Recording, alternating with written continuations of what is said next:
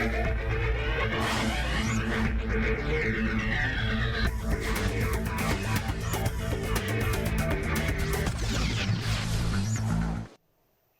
watching Stockwatch. I'm Simon Brown, and joining me to unpack your stock-related questions today, Zwelakhe Mnguni from Benguela Global Fund Managers, Ricus from PSG Hole and One Ruimsig. Be sure to send your questions. Email stockwatch@bdtv.co.za. SMS 41392 on Twitter @BusinessDayTV using hashtag Stockwatch. Gents, thanks for joining. I want to start with oil because I'm getting tons of questions about it, and I'm not sure we have an answer for it. But Ricus, I mean, Brent, around about the 76, 77, risks perhaps to the upside. I mean, what are you telling clients here? I mean, oil, I've heard everything from it's going to 120 to we'll have peace by the weekend and it's going to 50. Truthfully, I'm not sure anyone knows. What's your response to this? I would just like to put my head in the sand, to be honest. Yeah,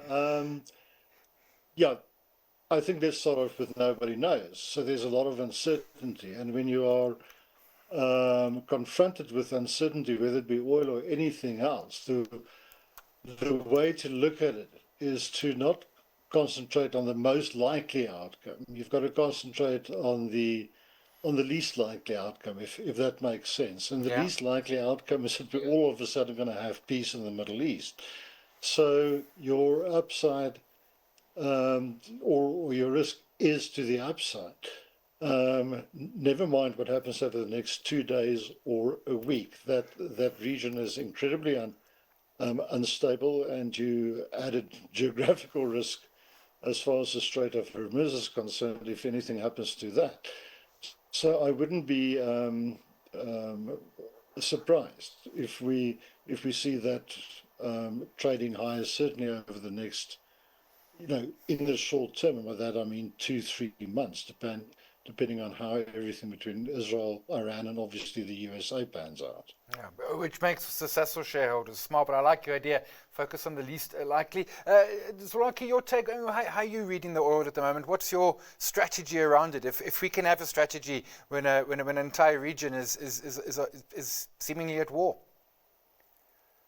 Yeah, I mean, if I just say at stock level, we did go overweight Sasol probably a month ago, when it was around 65. And the reason being that we could see that the situation in the Middle East was turning to the south. And there is definitely a risk of a big escalation.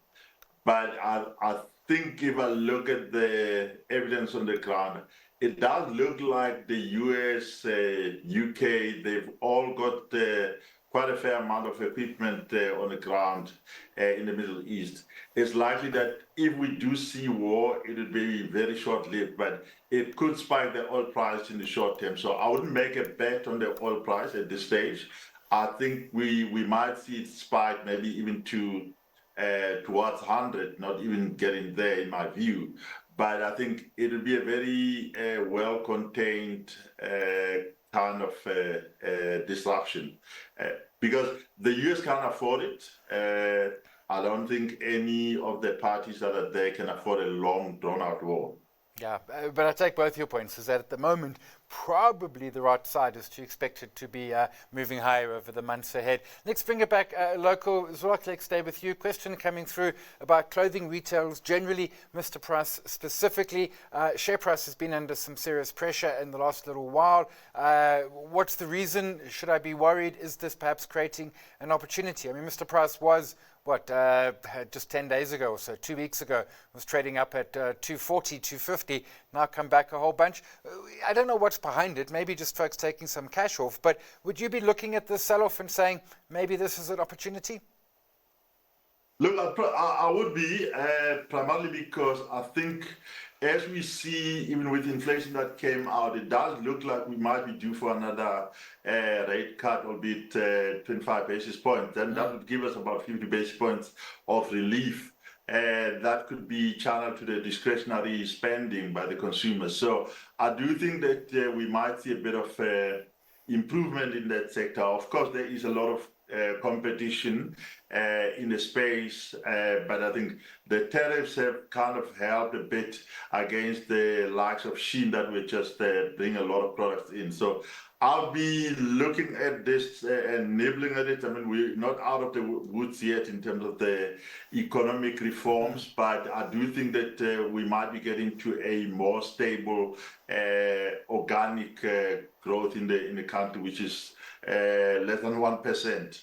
Yeah, and something we desperately need. A map out of the woods and some GDP growth. Ricus, the clothing retailers, Mr. Price? Yeah, I think the action over the past day or two was, well, obviously the inflation number, as Zwelakhe said, but retail sales figures came out, and that was really very, very good. And I think that's added further fuel to the fire. So we've seen that sector stabilize for the moment. Price momentum-wise, I'm still not convinced by either Mr. Price or Foschini Group. In other words, it just looks like it's trying to form some kind of bottom. I fortunately have been in Pepco Holdings, which still remains my retailer of choice in that sector and will remain so. But yeah, if we get better growth, if retail sales continue to smile upon us, and if we do get an interest rate cut, that whole sector will move up, and then maybe one can start looking at those which have really had severe price drops. I mean, I think Foschini is probably over 25% down from its high a few months ago, and Mr. Price similar.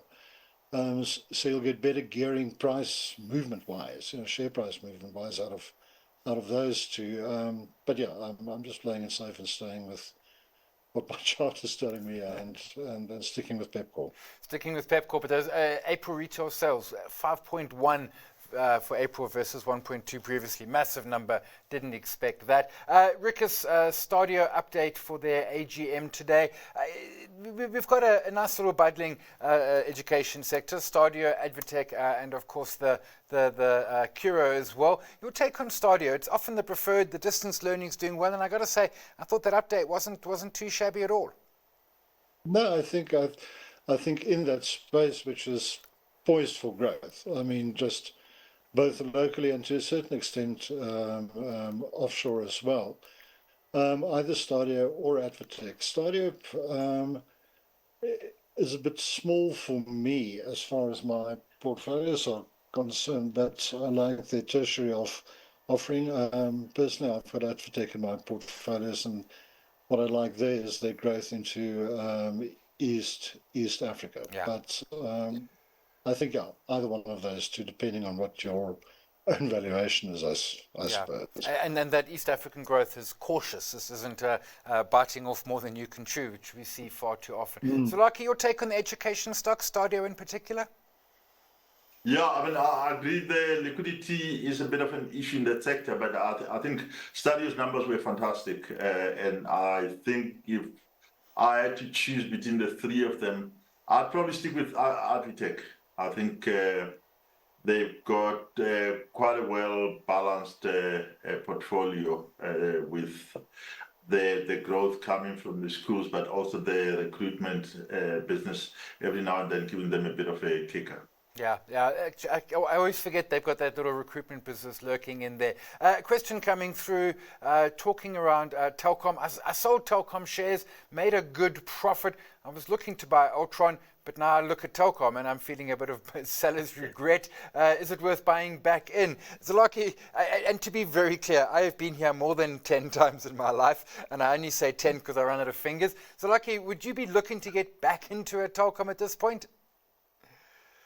Yeah, look, it's run a bit hard.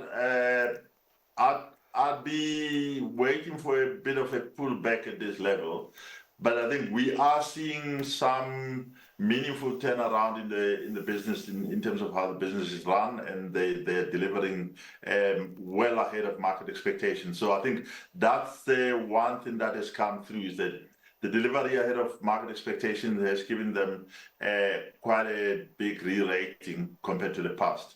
But I would want a little bit of a pullback before I jump in at this stage. Ricus, Telkom? I mean, it's certainly, and a special dividend coming as well. Yeah. Yeah. It's had a lovely run. It's at my technical target of about 145 Rand.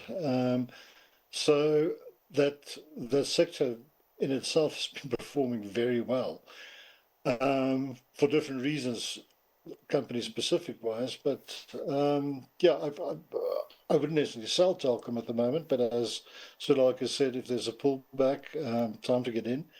But the other one that the viewer mentioned is Altron, which is down 20%. And I think that's probably not a bad entry price at the moment. Yeah, absolutely. On price, Altron might actually be better simply because of where it is right now. Question coming through, two parts to a degree. First part is, I've got some Boxer shares, got in at 66.40, so that's kind of where they are now. In fact, they're pretty much at exactly that point. Should I hang on to them? Is there good upside? Ricus, your take on Boxer, which is relatively new listing, not a lot of track record as a standalone, but of course it used to exist in the Pick and Pay. Do you like Boxer at current prices? Can I say yes-ish, sort of. They've come back nicely, 65, 66 Rand. So there's upside to about 70, 75 Rand in that. And that's just on a technical basis. As far as fundamentals are concerned, I still think we need to see a bit more track record and how the expansion is going to do. There's lots of things that can go right for it, but as with any company that's increasing its size, its footprint, things can go wrong. But yeah, as I said, just taking a look at Boxer specifically and that sector, we were just talking about clothing retail, but other retail as well. I think it's possibly in a whole Bible position. So I would hold Boxer. I've got no warning signals as far as the price is concerned. So, Lucky, your take on Boxer? Yeah, I think if I just listen to what the viewer says, I would probably say that, you bought it at more or less the same level. There's no point in getting out. I think you have to be in for the long term. I think long term, it should be able to perform in that their expansion would start paying off probably in the next 12 to 18 months. So we should see earnings and revenues moving higher, and that should maybe enable a price pickup. But I think in the short term, it might go sideways as the market is looking for direction around execution. How is the execution going on the ground? Are they gaining market share? Are they able to maintain the momentum that they've had for quite some time? Yeah, the one that is executing then is Rebuy Cars. A couple of questions coming on that. And Rebuy Cars, back in early April, it was sub 40. It's now 57. So lucky they're making lots of promises. Are they perhaps got a little more track record, not a heck of a lot in terms of execution. Your take on Rebuy Cars? This has been absolutely a successful unbundling from Transaction Capital. I think it's been a fantastic performer and a successful unbundling. I would, however, be a bit cautious about the execution. I think when management makes so many promises and they diversify and doing all sorts of things, one thing goes wrong and the market reacts quite aggressively. So I think at these current levels, I'd be a bit cautious, but it's certainly a very good business that has executed well, carved out a niche in a market that was literally dead. To the car dealerships were boring, and they've just brought excitement to that sector. Yeah, they absolutely have. And to your point, it was no fun buying or selling a second-hand car. They've tried to change that. Ricus, we buy cars for you?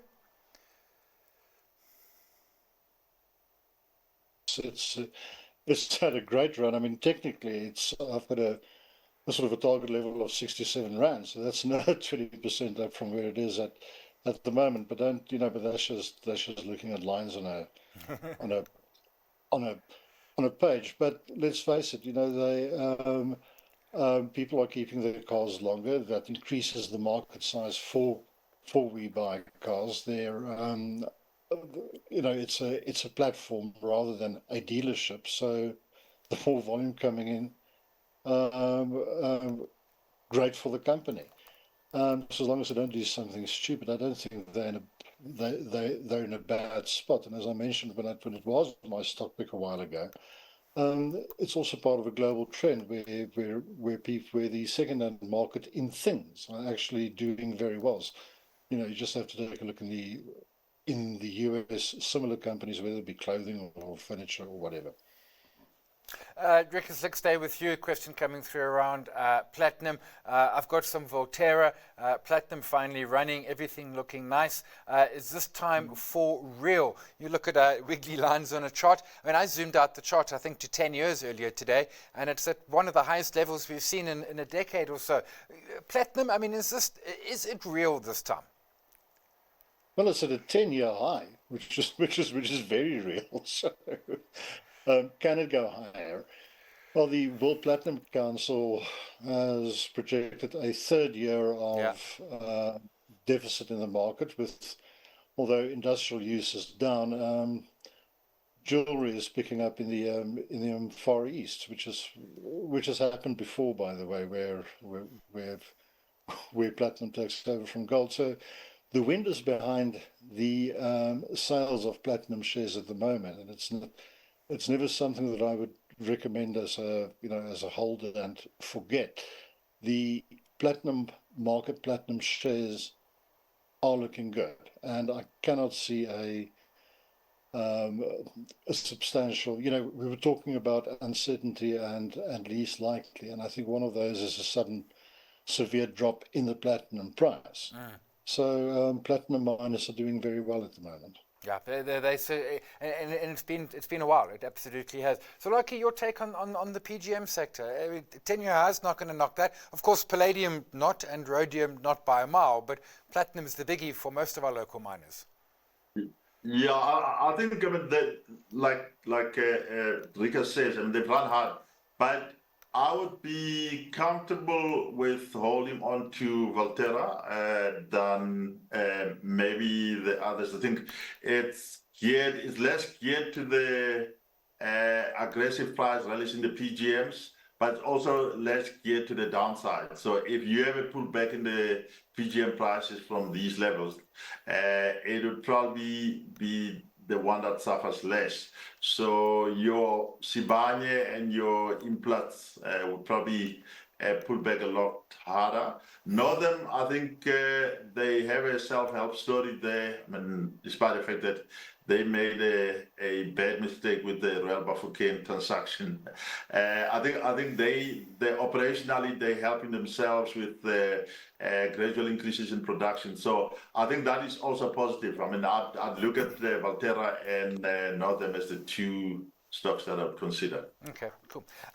Question coming through around Libstar. I hold Libstar. Update earlier today. Thought it looked fairly solid. So, Zwelakhe, I thought Libstar did look quite good with the update, getting some high single-digit growth. Some of that organic, some of it volume, some of it price. Your take on Libstar? Yeah, I thought the volumes were decent, and I mean on both sides, on the perishables and the juices, they basically did look like they are getting both volume and price back. So I think we should see a bit of a re-rating from current levels. I think they have been languishing because of the difficulty in getting price increases through, but they finally getting them through. We should see some improvement in the performance of the stock. Yeah, I mean, I looked early this morning. It hadn't yet traded, and well, no, it's up 17%. It certainly is trading. Ricus, your take on Libstar, which is having a great day.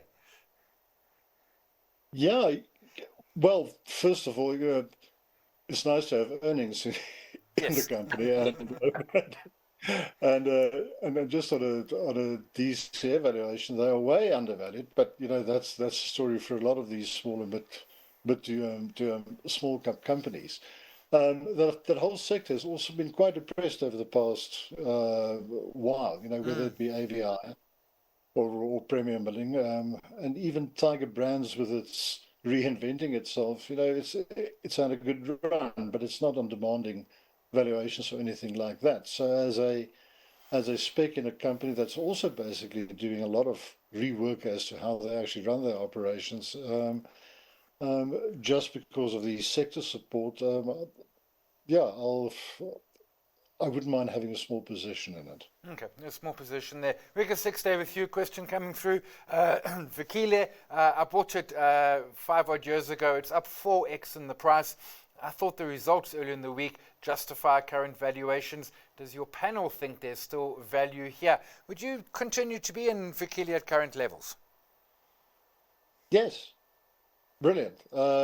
South African operations doing well, Portugal, Spain doing well. They're in the right markets. Looking at the results, can't find any fault with it. And compared to other REITs, both locally and overseas, I think it's undervalued to unfairly valued. So I'd have no problem just holding on to it. Yeah. So, like it certainly has been. I mean, Lance Rapp, the CEO, done a good job here. His international expansions worked well. Your thoughts on Vukile? Yeah, I'd agree. I think it's looking good. There is potentially a bit of upside from current levels. The execution has been phenomenal. I think the offshore, as you said, was a bit of a worry earlier, and I think with rates coming down in some markets, I think that'd be supportive. But operationally, they seem to be doing a good job, and that's continue to hold on to the stock. Question coming through, going offshore, talking around Alphabet, which is of course Google and all the other bits. Looks like the bottom is price is moving. PE still below 20. Zwelakhe, would Alphabet be in your list? I mean, they are a giant, and in fact, I was digging around. They do like 40 billion free cash flow. The numbers are just staggering with these big Mag 7. Would Alphabet be on your list at current levels? It is, and I'm a hold of it. I think the one thing is it's lagged because there's been two threats to it. The one was the competition commission, the equivalent, and then the other one is this ChatGPT potentially challenging them on the search. So I still think that the market had overly taken those two things into account, and it led to it underperforming the other Mag 7 out. I think they've got quite a few levers to pull. They will be able to perform. So I'm still a holder at these levels. I need to go to stock picks quick, but before I do, the anti-competitive case, which they've been losing, if I look back at what happened in Microsoft, I mean, it took a decade. I mean, this might be a problem for Alphabet, but it's not a 2025 problem. Zwelakhe, there's going to be an appeal and another appeal. This is going to take years to play out, surely. Yeah, surely. But I think worst case, I mean, they have to separate the third-party sales business from the main business. I think that might actually unlock value for shareholders. So if it does happen. Yeah, that's the other side. If they do have to break up, it might actually be a value unlock. Let's go to stock picks. Ricus, you're going with Southern Sun. Yeah, it's not a huge value proposition at the moment. I think it's fairly valued. The results were brilliant. I mean, 100% increase in dividend is good news as far as I'm concerned. They are little debt. They focus on the right end of the market where it's higher income overseas visitors. The prices go nowhere for about a year. So again, valuation is not demanding.